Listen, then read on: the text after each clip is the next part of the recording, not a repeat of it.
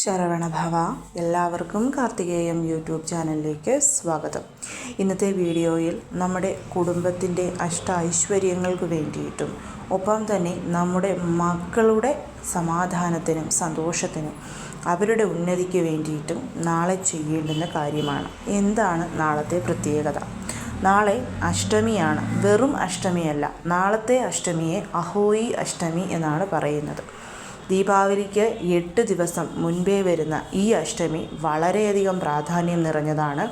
നമ്മുടെ മക്കളുടെ ആരോഗ്യം, സംരക്ഷണം, അവരുടെ ഉന്നതി, ഐശ്വര്യം ഇതൊക്കെ ആഗ്രഹിക്കുന്ന മാതാപിതാക്കൾ വ്രതമെടുത്ത് നാളത്തെ ദിവസം പാർവതീ ദേവിയെയോ ലക്ഷ്മി ദേവിയെയോ പൂജിച്ചാൽ തീർച്ചയായും നമ്മുടെ മക്കൾ നല്ല രീതിയിൽ പോകും. ഒരുപാട് പേർക്കുള്ള പരാതിയാണ് മക്കൾ ചീത്ത കൂട്ടുകെട്ടുകളിൽ ഏർപ്പെടുന്നതും പറഞ്ഞാൽ കേൾക്കാത്തതും നന്നായി പഠിക്കാത്തതും അങ്ങനെയുള്ള കുറേ കാര്യങ്ങൾ. അങ്ങനെയൊക്കെ മക്കളെ ഓർത്ത് വിഷമിക്കുന്ന ഏതൊരു മാതാപിതാക്കൾക്കും ഈ ഒരു കാര്യം നാളെ ചെയ്യാവുന്നതാണ്. അതുമാത്രവുമല്ല, നമുക്കറിയാം നമ്മുടെ വീട്ടിലോട്ട് ഐശ്വര്യങ്ങൾ വരുന്നത് 8 ദിക്കിൽ നിന്നുമാണെന്ന്. അതുകൊണ്ട് തന്നെ ആ 8 ദിക്കിനെയും കൂടിയാണ് നാളത്തെ ദിവസം നമ്മൾ പൂജ ചെയ്യുന്നത്. നാളെ അഹോയി അഷ്ടമിക്ക് വളരെയധികം പ്രാധാന്യമുണ്ടെന്ന് ഞാൻ പറഞ്ഞു.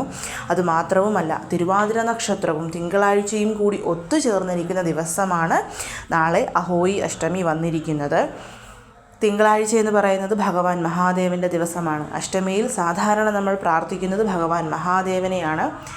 നാളെ അഷ്ടമി തിഥി ആരംഭിക്കുന്നത് ഉച്ചയ്ക്ക് 12:26 ശേഷമാണ്. തിരുവാതിര നക്ഷത്രം 12:26 വരെയേ ഉള്ളൂ. എന്നാൽ പോലും സൂര്യോദയ സമയത്തുള്ള നക്ഷത്രത്തെ നമ്മൾ ആ ദിവസം മുഴുവനായിട്ടും കണക്കാക്കാറുണ്ട്. നാളെ തിങ്കളാഴ്ച വൈകിട്ട് 6 മണിക്ക് ശേഷം നിങ്ങൾ വളരെ ലളിതമായിട്ട് ഒരു കാര്യം ചെയ്താൽ മതിയാവും. ഇവിടെയൊക്കെ വളരെയധികം വിപുലീകരിച്ച് ചെയ്യുന്നൊരു പൂജയാണ് ഈ ഒരു അഹോയി അഷ്ടമി പൂജ എന്ന് പറയുന്നത്. പക്ഷേ നിങ്ങൾക്ക് ഞാൻ വളരെ സരളമായിട്ട് എങ്ങനെ അഹോയി അഷ്ടമി പൂജ നാളെ ചെയ്യാം എന്നുള്ളതിനെക്കുറിച്ചാണ് പറയുന്നത്. അഹോയി അഷ്ടമി പൂജ ചെയ്യണം, വ്രതമെടുത്ത് പൂജ ചെയ്യണമെന്നാഗ്രഹിക്കുന്നവർ ഞാൻ ഈ പറയുന്ന കാര്യം ഫോളോ ചെയ്യാം. ഇനി വ്രതമൊന്നും എടുക്കാൻ താല്പര്യമില്ല, പൂജ ചെയ്യാം എന്ന് പറയുന്നവർ നാളത്തെ ദിവസം ഈ പൂജ ചെയ്ത് തീരുന്നത് വരെ നോൺ വെജ് കഴിക്കാൻ പാടില്ല.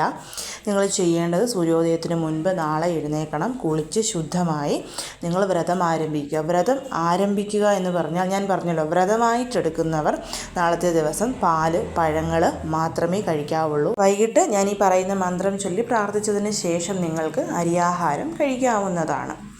അതായത് നമ്മൾ ചെയ്യേണ്ടുന്ന കാര്യം, രാവിലെ എഴുന്നേറ്റു കുളിച്ചു, നമ്മൾ മനസ്സിൽ പാർവതീ ദേവിയാണോ ലക്ഷ്മി ദേവിയാണോ നിങ്ങളുടെ വീട്ടിലുള്ളത് ആ ഒരു സങ്കല്പത്തിന് മുൻപിൽ പോയി നിന്ന് പ്രാർത്ഥിക്കുക. എൻ്റെ കുടുംബത്തിൻ്റെ ഐശ്വര്യത്തിന് വേണ്ടിയിട്ടും എൻ്റെ മക്കളുടെ ഉന്നമനത്തിനും അവരുടെ ഐശ്വര്യത്തിനും വേണ്ടിയിട്ടുമാണ് ഞാൻ ഈ വ്രതം എടുക്കുന്നതെന്നും എൻ്റെ ഈ പ്രാർത്ഥന കേട്ട് എൻ്റെ കുടുംബത്തെയും എൻ്റെ കുഞ്ഞുങ്ങളെയും അനുഗ്രഹിക്കണമെന്നും പ്രാർത്ഥിക്കുക. ഇനി ഇപ്പോൾ നിങ്ങൾ വ്രതം എടുക്കുന്നില്ല എങ്കിൽ പോലും, നോൺ വെജ് ഒഴിവാക്കി ഭക്ഷണം കഴിച്ചുകൊണ്ട് വ്രതം എടുക്കാൻ ആഗ്രഹിക്കുന്നവരാണ് എങ്കിൽ പോലും നിങ്ങൾ ഈ ഒരു സങ്കല്പം എടുക്കണം. ഇനി മെഡിസിൻസ് ഒക്കെ എടുക്കുന്നവർ, ആരോഗ്യപരമായി ബുദ്ധിമുട്ടുള്ളവരാണ് നിങ്ങളെന്നുണ്ടെങ്കിൽ നിങ്ങൾക്ക് എന്തെങ്കിലും ഫുഡ് കഴിക്കാതെ ഇരിക്കേണ്ടത് ആവശ്യമില്ല. പക്ഷേ ഈ ഒരു പ്രാർത്ഥന രാവിലെ തന്നെ പാർവതീ ദേവി അല്ലെങ്കിൽ ലക്ഷ്മി ദേവിയുടെ മുൻപിൽ നമ്മൾ വെച്ചിരിക്കണം. ഈ അഹോയി മാത എന്ന് പറയുന്നത് പാർവതീ ദേവിയുടെ തന്നെ മറ്റൊരു അവതാരമാണ്. അതിനുശേഷം പകൽ മുഴുവൻ അങ്ങനെ പൊക്കോട്ടെ, സന്ധ്യയാകുമ്പോൾ നമ്മൾ പാർവതീ ദേവി, ഇപ്പോൾ ശിവകുടുംബ ഫോട്ടോ ഉണ്ടെങ്കിൽ അത് മതിയാവും. അങ്ങനെയല്ല, ലക്ഷ്മി ദേവിയുടെ ഒരു ഫോട്ടോ ഉണ്ടെങ്കിൽ അത് മതിയാവും. ഈ 2 ഫോട്ടോയും ഇല്ല എന്നുണ്ടെങ്കിൽ നിങ്ങളുടെ വീട്ടിൽ ഒരു ദേവി ഫോട്ടോ ഉണ്ടെങ്കിൽ, അതിപ്പോൾ ചക്കുളത്തമ്മയോ ആറ്റുകാലമ്മയോ ഏതൊരു ദേവിയാണെങ്കിലും ആ ദേവിയുടെ ഫോട്ടോയ്ക്ക് മുൻപിൽ 2 നെയ് ദീപങ്ങൾ കൊളുത്തി വെക്കണം. കൊളുത്തി വെച്ചതിന് ശേഷം നിവേദ്യമായിട്ട് നിങ്ങൾ പഴം, അങ്ങനെ അല്ലെങ്കിൽ പാല് കാച്ചി വെക്കാം, എന്താണോ ഉള്ളത് അത് വെച്ചിട്ട് ആദ്യം തന്നെ എൻ്റെ ഈ വീടിനെ, അതായത് എൻ്റെ വീടിനെ 8 ദിക്കുകളിൽ നിന്നും വരുന്ന എല്ലാ നെഗറ്റീവ് എനർജിയെയും മാറ്റി ഐശ്വര്യത്തെ മാത്രം പ്രദാനം ചെയ്യണമെന്നും ഈ അഹോയി അഷ്ടമി മുതൽ അടുത്ത വർഷത്തെ അഹോയി അഷ്ടമി വരെ ദേവി എൻ്റെ കുടുംബത്തെ സംരക്ഷിക്കണമെന്നും ഇത്ര മാത്രം നിങ്ങൾ ആദ്യം പ്രാർത്ഥിക്കുക. അങ്ങനെ പ്രാർത്ഥിച്ചതിന് ശേഷം നമ്മൾ ചൊല്ലേണ്ടുന്ന മന്ത്രം ഓം അഹോയി മാതാ ദേവിയെ നമ എന്നുള്ളതാണ്. ഇത് 54 പ്രാവശ്യമാണ് നമ്മൾ ചൊല്ലേണ്ടത്. 54 പ്രാവശ്യം ഈ ഒരു മന്ത്രം ചൊല്ലിയതിന് ശേഷം ഇനി നമ്മൾ നമ്മുടെ മക്കൾക്ക് വേണ്ടിയിട്ടാണ് പ്രാർത്ഥിക്കേണ്ടത്. മക്കൾക്ക് വേണ്ടി പ്രാർത്ഥിക്കുമ്പോൾ നിങ്ങൾക്ക് എത്ര മക്കളുണ്ടോ അത്രയും മക്കളുടെ പേര് പറഞ്ഞുകൊണ്ട് പ്രാർത്ഥിക്കണം. അതായത് മൂത്ത പുത്രൻ്റെ, രണ്ടാമത്തെ പുത്രൻ്റെ അല്ലെങ്കിൽ പുത്രിയുടെ പേര് പറഞ്ഞ് എൻ്റെ ഈ മക്കളെ നല്ല രീതിയിൽ വളർന്നു വരാനും അവർക്ക് നല്ല സ്വഭാവമുണ്ടാവാനും അവർ ഏർപ്പെടുന്ന കാര്യങ്ങളിൽ വിജയിക്കാനും അവർക്ക് ഐശ്വര്യവും സമൃദ്ധിയും ഉണ്ടാവാനുമൊക്കെ അനുഗ്രഹിക്കണമേ എന്ന് പ്രാർത്ഥിച്ചുകൊണ്ട് ഓം പാർവതീപ്രിയ നന്ദനായ നമഃ എന്നുള്ള മന്ത്രം നമ്മൾ 54 പ്രാവശ്യം ചൊല്ലുക. ആദ്യം നമ്മുടെ വീടിനെ സംരക്ഷിക്കാൻ വേണ്ടിയിട്ട് നമ്മൾ അഹോയി മാതാവിനോട് പ്രാർത്ഥിച്ചുകൊണ്ട് 54 പ്രാവശ്യം മന്ത്രം ചൊല്ലും. രണ്ടാമത് നമ്മുടെ മക്കളെ സംരക്ഷിക്കണമെന്ന് പ്രാർത്ഥിച്ചുകൊണ്ട് 54 പ്രാവശ്യം ഈ ഒരു മന്ത്രം ചൊല്ലും.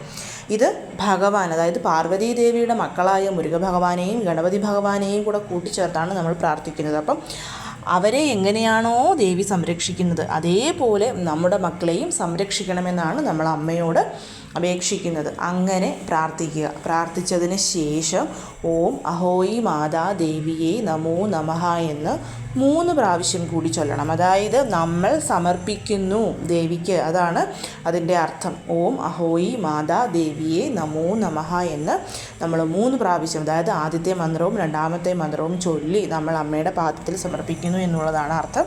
അതിനുശേഷം ധൂപദീപ ആരതി എടുത്ത് നിവേദ്യം സമർപ്പിച്ച് നിങ്ങൾക്ക് നിങ്ങളുടെ ബാക്കി കാര്യങ്ങൾ ചെയ്യാവുന്നതാണ്.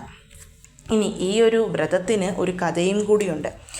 സാധാരണ നമ്മൾ എന്തൊരു വ്രതം ചെയ്താലും അതിൻ്റെ കഥ കേട്ടെങ്കിലേ അത് പൂർണ്ണമാകൂ എന്നുള്ളതാണ്. ഇപ്പം നിങ്ങളിൽ പലർക്കും ചിലപ്പം ഈ ഒരു അഹോയി അഷ്ടമി എന്ന് പറയുന്നത് ഒരു പുതിയ അറിവായതുകൊണ്ട് എന്താണ് ഇതിൻ്റെ പിന്നിലുള്ള കഥ എന്നും കൂടിയിട്ട് നിങ്ങളോട് ഞാൻ വളരെ ചുരുക്കി പറഞ്ഞു തരാം. ഒരിക്കൽ ഒരു ഗ്രാമത്തിൽ ഒരു ഭാര്യയും ഭർത്താവും ഉണ്ടായിരുന്നു. അവർക്ക് 7 ആൺമക്കളായിരുന്നു. അങ്ങനെ ദീപാവലിയുടെ സമയമൊക്കെ എത്തിയപ്പോഴേക്കും ഈ മൺവിളക്കുണ്ടാക്കാൻ വേണ്ടിയിട്ട് കളിമണ്ണ് ശേഖരിക്കാൻ കാട്ടിൽ പോയി. ഈ ഭാര്യ കാട്ടിൽ പോയ സമയത്ത് ഒരു മാനും അതിൻ്റെ കുഞ്ഞുങ്ങളും കൂടി താമസിക്കുന്ന ഒരു മഡ്, അതായത് ഒരു മണ്ണുകൊണ്ടുണ്ടാക്കിയ ഒരു ഗുഹയിൽ നിന്നാണ് ഇവർ ഈ കളിമണ്ണ് എടുത്തുകൊണ്ടിരുന്നത്. ആ സമയത്ത് സംഭവിച്ചത്, അബദ്ധത്തിൽ ഈ മണ്ണിങ്ങനെ വലിച്ചെടുക്കുന്നതിനിടയ്ക്ക് ആ ഗുഹ കംപ്ലീറ്റ് ആയിട്ട് ഇടിഞ്ഞ് ഈ മാൻകുഞ്ഞുങ്ങളുടെ പുറത്ത് വീഴുകയും ആ 7 മാൻകുഞ്ഞുങ്ങളും മരിച്ചു പോവുകയും ചെയ്തു. അമ്മ മാൻ പോയിട്ട് വന്നപ്പം കണ്ടത് ഇതാണ്. ഉടനെ തന്നെ ഈ അമ്മ മാൻ എന്ത് ചെയ്തു? ഈ സ്ത്രീയെ ശപിക്കുകയാണ് ഉണ്ടായത്. അതായത് എൻ്റെ കുഞ്ഞുങ്ങളെ നഷ്ടപ്പെട്ട അതേ വേദന നീയും അറിയും എന്ന് അമ്മ മാൻ ഈ സ്ത്രീയെ ശപിക്കുകയും അന്ന് മുതൽ കറക്റ്റ് 7ാമത്തെ ദിവസത്തിനുള്ളിൽ ഈ സ്ത്രീയുടെ ഓരോ കുഞ്ഞുങ്ങളും മരിച്ച് 7ാമത്തെ ദിവസമായപ്പം 7 കുഞ്ഞുങ്ങളെയും ഇവർക്ക് നഷ്ടപ്പെട്ടു. ആ സ്ത്രീ വളരെയധികം ദുഃഖിതയാകുകയും ഒരു പുരോഹിതനെ പോയി കാണുകയും ചെയ്തു.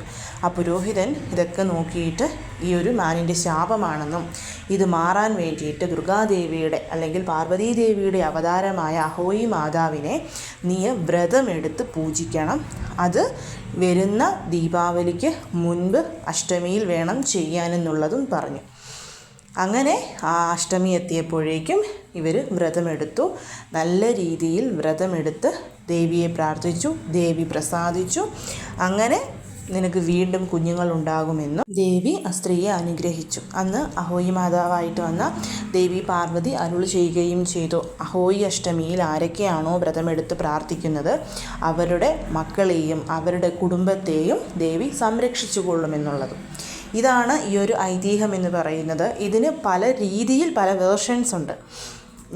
ഞാൻ കേട്ടിട്ടുള്ള ആക്ച്വലി ഒരു 3 വേർഷൻസ് ഉണ്ട്, പല രീതിയിലാണ്. പക്ഷേ ഇതിൽ ഏറ്റവും കൂടുതൽ ഞാൻ എല്ലാവരിൽ നിന്നും കേട്ടിരിക്കുന്ന ഒരു കഥയാണ് നിങ്ങളുമായിട്ട് ഇപ്പോൾ പങ്കുവെച്ചത്. പക്ഷേ എന്തു തന്നെയായാലും ഈ ഒരു വ്രതമെടുത്ത് അന്നത്തെ ദിവസം വ്രതമെടുത്ത് പാർവതീ ദേവിയെ നമ്മൾ അഹോയി ദേവിയായിട്ട് കണ്ട് പ്രാർത്ഥിച്ചാൽ തീർച്ചയായിട്ടും നമ്മുടെ മക്കളെയും നമ്മുടെ കുടുംബത്തെയും ദേവി കാത്തുരക്ഷിക്കും. കാരണം ദീപാവലി ലക്ഷ്മി പൂജയൊക്കെ വരുമ്പോൾ നമ്മുടെ വീട് നമ്മൾ ക്ലീനാക്കി എല്ലാ കാര്യങ്ങളും ചെയ്യണം. ഞാൻ ഇന്നലെ വീഡിയോ ഇട്ടപ്പോൾ പറഞ്ഞിരുന്നു. അപ്പം 8 ദിക്കുകളിൽ നിന്നും വരുന്ന ഐശ്വര്യത്തെ തടയാതെ അത് നമ്മുടെ വീട്ടിലോട്ട് വരണം എന്നുണ്ടെങ്കിലും നമ്മൾക്ക് അനുഗ്രഹം, ദേവിയുടെ ബ്ലെസ്സിങ്സ് അത്യാവശ്യമാണ്. അപ്പം ദീപാവലി ലക്ഷ്മി പൂജയ്ക്ക് മുൻപുള്ള ഓരോ കാര്യങ്ങളും നമ്മൾ ചെയ്യുന്നത് ആ ലക്ഷ്മി പൂജ ചെയ്യുന്നതിൻ്റെ ഫലം 100% നമുക്ക് കിട്ടാൻ വേണ്ടിയിട്ടാണ്. അതുകൊണ്ട് എല്ലാവരും കഴിയുന്നതും ഇനി വ്രതമെടുക്കാനൊന്നും സാധിച്ചില്ലെങ്കിലും നാളത്തെ ദിവസം വൈകിട്ട് ഈ മന്ത്രങ്ങളെങ്കിലും എല്ലാവരും ചൊല്ലാൻ ശ്രമിക്കണം. എല്ലാവരെയും മുരുകൻ അനുഗ്രഹിക്കട്ടെ. ഓം ശരവണഭവ.